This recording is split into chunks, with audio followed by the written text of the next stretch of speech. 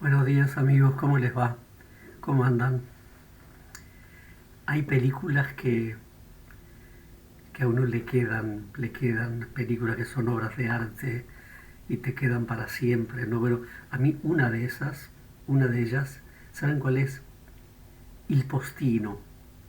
¿Se acuerdan Il Postino? El cartero, Il Postino, que cuenta la historia de Pablo Neruda, el poeta chileno, premio Nobel, cuando está en un pueblo en Italia y un cartero, todos los diálogos que mantiene con él, y es una cosa fantástica, ¿no?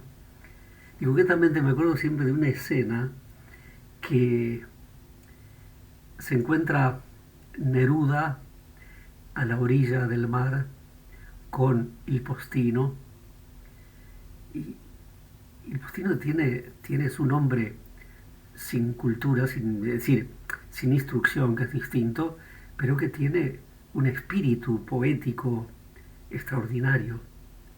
No es consciente, no es consciente de eso. Entonces en esa escena eh, Neruda empieza a hablar con mucha pasión, le habla y el otro escucha. Y entonces en un momento termina de hablar Neruda y le pregunta, bueno, ¿qué te ha parecido? ¿Cómo te has sentido cuando yo he ido, con todo lo que yo estaba diciendo? Bueno, no sé, me he sentido como una barca meciéndose con sus palabras. Neruda se queda sorprendido y dice, ¿tú te das cuenta? ¿Tú sabes lo que has dicho? No, es una metáfora. ¿Cómo? Sí, eso es una metáfora. Tú has dicho una metáfora. Y es formidable la expresión de Il Postino. No, no, no, como que, no, no, no, momento, no, yo no soy capaz, yo no lo pensé. Es buenísima. Pero ¿a cuento de qué viene todo esto, no? Mira, porque desde otro punto de vista, así como este hombre tenía un espíritu poético formidable, si nosotros continuamos, y estoy tratando de entrar con la carta que escribió el cardenal arzobispo de Montevideo, así como uno puede ser poeta pero no es consciente, también puede tener, sin conciencia, puede tener una idea tan equivocada acerca de la salvación que es importantísimo cuando el cardenal en su carta dice que hay tres puntos que es necesario recuperar. El primero, recuperar el sentido, eh, el discurso básico de la fe. Soy cristiano, sí, soy cristiano por la gracia de Dios. ¿A quién se llama cristiano? Lo que ya expliqué el primer día. Segundo, explicar bien el pecado original. Y tercero, dice, recuperar el sentido integral de la salvación y anunciarla con alegría. Entonces, ¿por qué? ¿Qué relación tiene todo esto? Resulta que hubo, allá por los siglos cuarto, quinto, o sea, un hombre que hasta el día de hoy eh, sigue teniendo influencia en el modo de pensar nuestro. Y muchas veces no somos conscientes de ese modo de pensar. Ese hombre que empezó con todo esto se llamaba Pelagio, siglo cuarto quinto, un hombre que parece que nació en Gran Bretaña, no se sabe bien, o si fue en Irlanda, estuvo muchos años en Roma, eh, y dándole vueltas a todo esto de la salvación, él llega a conclusiones que nada que ver, ¿no? Nada que ver con la fe de la iglesia. Sintetizando mucho, dice que Adán, decía, el primer hombre hubiese muerto aunque no hubiese pecado. Dice que el pecado de Adán lo dañó solamente a él, que sus descendientes, que somos todos nosotros, solamente recibieron un mal ejemplo. Ya está. Nada más. Y que por lo tanto, los descendientes de Adán, que somos todos nosotros, nacemos libres de culpa. Bueno, y dice muchas más cosas, pero si me voy a esto que es central, ¿no? Bueno, los errores de Pelagio fueron sacados a la luz, sobre todo por San Agustín, que escribió haciendo mucha cosa, haciendo ver que no, que eso no estaba mal, y fue condenado. Fueron condenados los errores de Pelagio en el año 416, en el concilio de Cartago.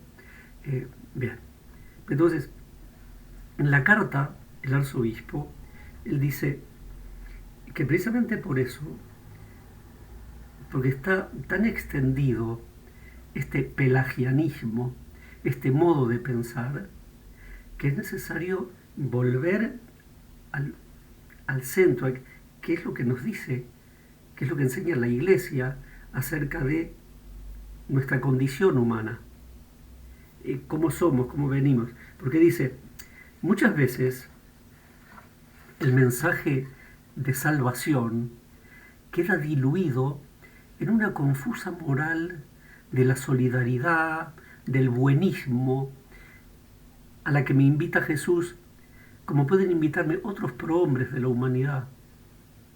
El cristianismo, dice, se transforma en un pelagianismo, es decir, en una fe voluntarista, yo me salvo solo, con un toque sentimentalista. Después habla de que más que creer en Jesucristo, se cree en el jesuanismo. Jesús, yo amo a Jesús, yo amo a Jesús. El puro sentimiento y nada más. Entonces, concretamente, un poquito más adelante, él dice,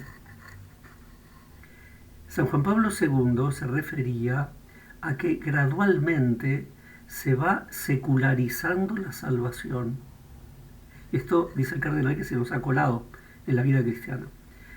Y de este modo, dice el cardenal, no engendramos cristianos, sino jesucianos, que creen en el amigo que nos ama, ya está, pero no cristianos que hemos sido salvados por la sangre de Jesús derramada en la cruz para el perdón de nuestros pecados.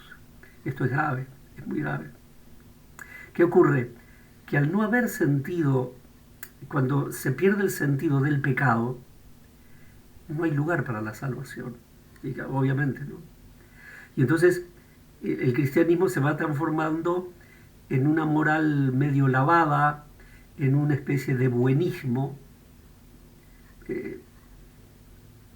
una ciencia del vivir bien, esto lo decía Juan Pablo II. Entonces,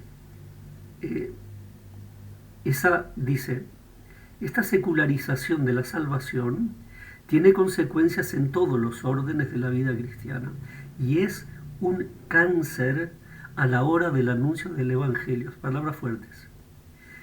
Porque esa secularización de la salvación, ¿de qué me salva Jesucristo? Si yo soy bueno, y Él es bueno, yo lo amo, Él me ama, lo siento.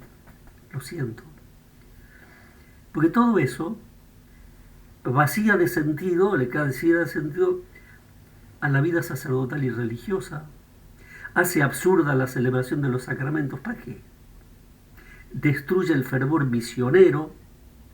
Vamos a anunciar el Evangelio, vamos a anunciar que Jesucristo vino a redimirnos de nuestros pecados, que somos libres por la gracia de Dios que nos ha conquistado en la cruz, que se nos transmite en la Iglesia por medio de los sacramentos.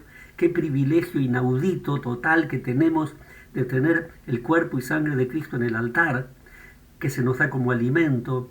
Qué alivio enorme para nuestra vida saber que los pecados nos son perdonados en el sacramento de la confesión, que no es suficiente con pedir perdón a Dios, sino que el Verbo se hizo carne, Dios se hizo uno de nosotros, y así como Él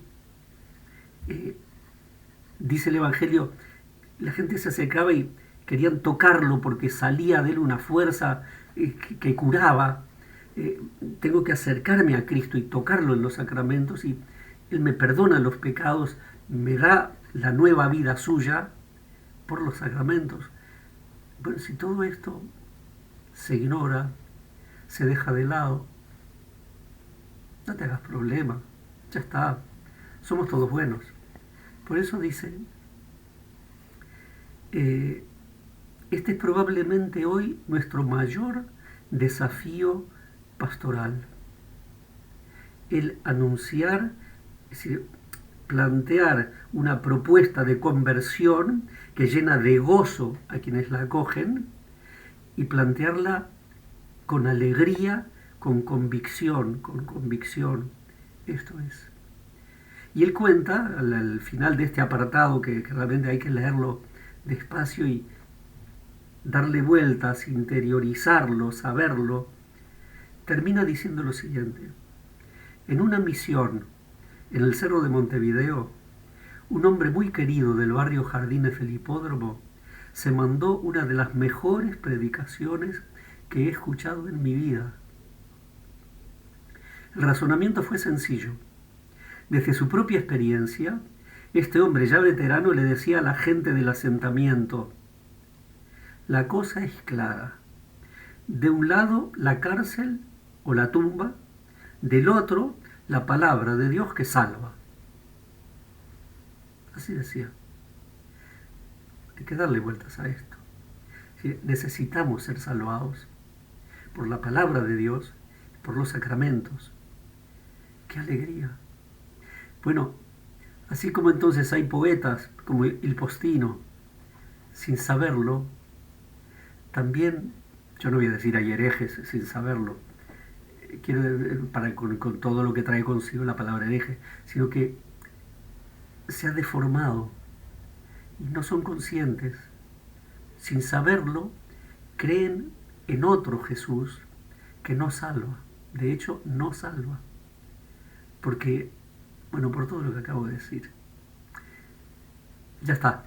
Los invito a tener la carta, que yo se las mandé por WhatsApp, si alguno no la recibió. Porque el otro día me llamó la atención. Yo tengo 6 listas que se me están agotando. 6 listas de distribución. Y a veces pasa que a algunos no les llega todo lo que mando.